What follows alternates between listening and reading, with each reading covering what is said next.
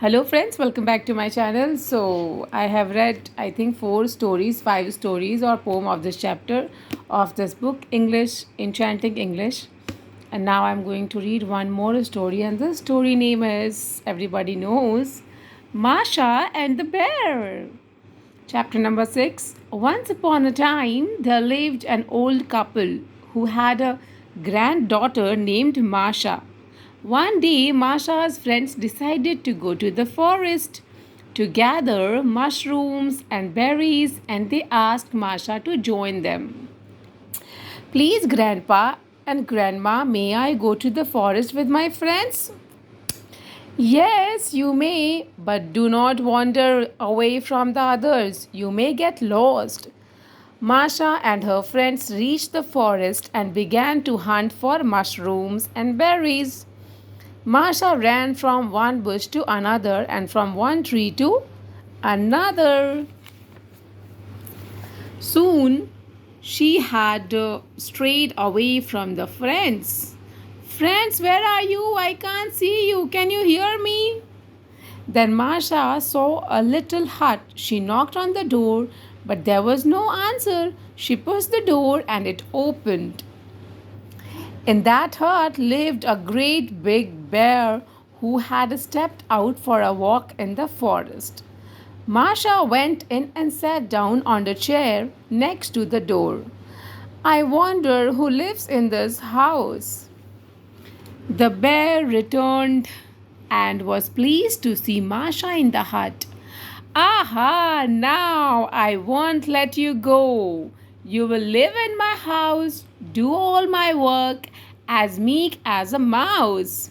You'll cook my dinner and my breakfast too, and be my servant faithful and true. Masha felt helpless.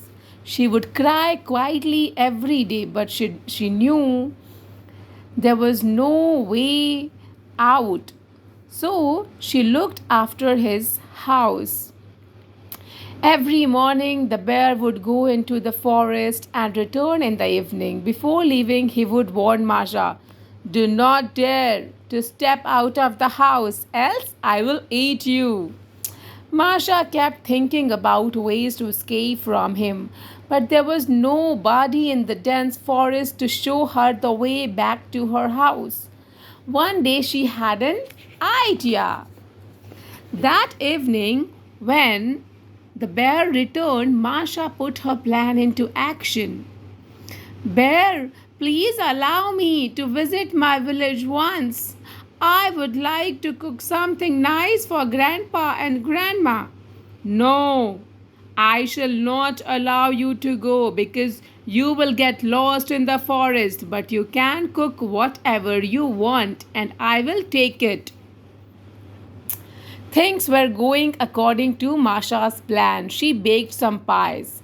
I am placing some fruits and pies in the basket. Please take the basket to my grandparents.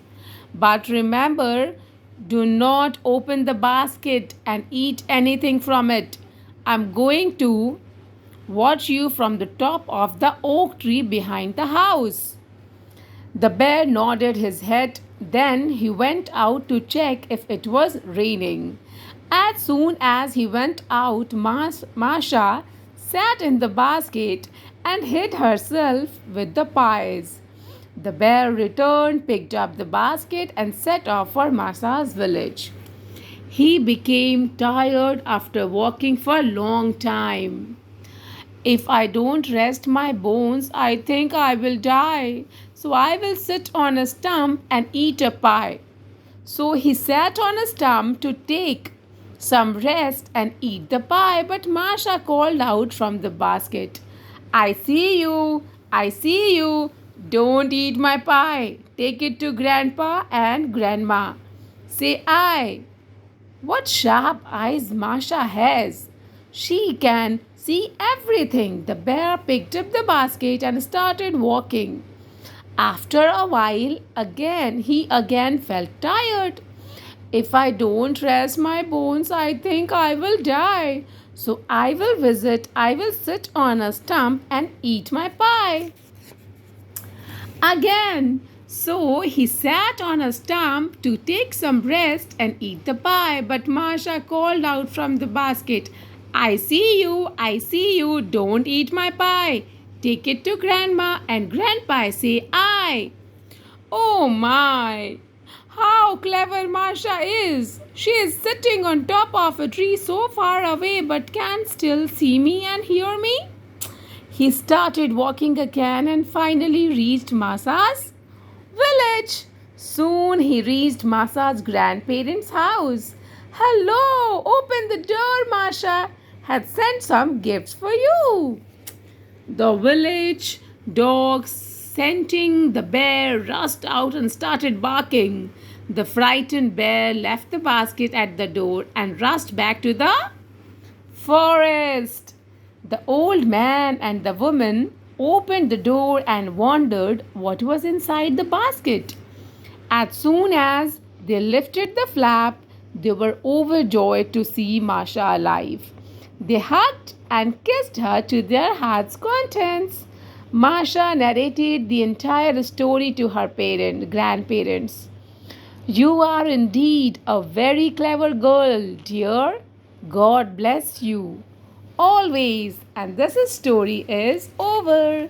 Thank you so much, friends, for listening to the story. And if you all are liking the stories, please like, share, and subscribe my channel. Bye. Take care. Good night.